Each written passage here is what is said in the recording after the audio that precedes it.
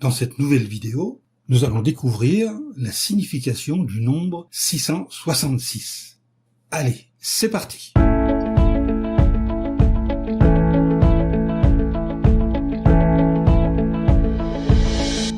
Alors, selon le dernier livre de la Bible, 666 est le nombre ou le nom de la bête sauvage à 7 têtes et 10 cornes qui monte de la mer, selon Révélation, chapitre 13, versets 1, 17 et 18. Cette bête symbolise le système politique mondial qui domine sur toute tribu et peuple et langue et nation, selon Révélation, chapitre 13, verset 7. Le nom 666 indique qu'aux yeux de Dieu, ce système politique a totalement échoué. Comment arrive-t-on à cette conclusion? Les noms donnés par Dieu ont une signification. Par exemple, Dieu a donné à Abraham, nom qui signifie père haut ou élevé, le nom d'Abraham, nom qui signifie père d'une grande foule. Il a changé son nom quand il a promis de faire de lui le père de beaucoup de nations, selon Genèse chapitre 17, verset 5. Pareillement, le nom 666 que Dieu a donné à la bête se rapporte à ses caractéristiques.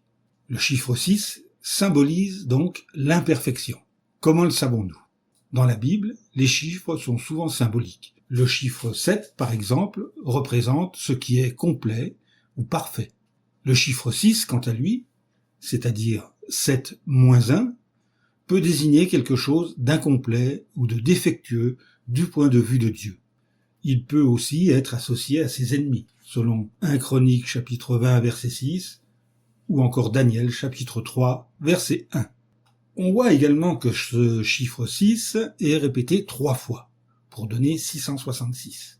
La Bible accentue parfois une idée en la mentionnant 3 fois de suite, comme en Révélation chapitre 4 verset 8 ou chapitre 8 verset 13. Le nom 666 souligne donc clairement qu'aux yeux de Dieu, les gouvernements humains ont complètement échoué. Ils ont été incapables d'apporter une paix et une sécurité durables. Seul le royaume de Dieu y parviendra.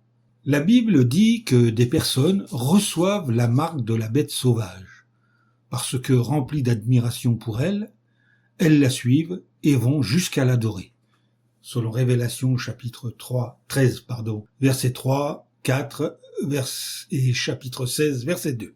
En effet, l'honneur qu'elles rendent à leur pays et à ses emblèmes ou à ses forces militaires peut s'apparenter à un culte. On lit dans l'encyclopédie des religions, le nationalisme est devenu l'une des principales formes de religion du monde. En quel sens quelqu'un reçoit-il la marque de la bête sur la main droite ou sur le front? Selon Révélation chapitre 13, verset 16. À propos des commandements qu'il avait donnés à la nation d'Israël, Dieu a dit qu'ils soient attachés comme un signe sur vos mains et comme une marque sur votre front. Deutéronome chapitre 11, verset 18. Cela ne signifiait pas que les Israélites devaient les écrire sur leurs mains ou sur leur front, mais plutôt qu'ils devaient laisser les paroles de Dieu guider toutes leurs actions et leurs pensées.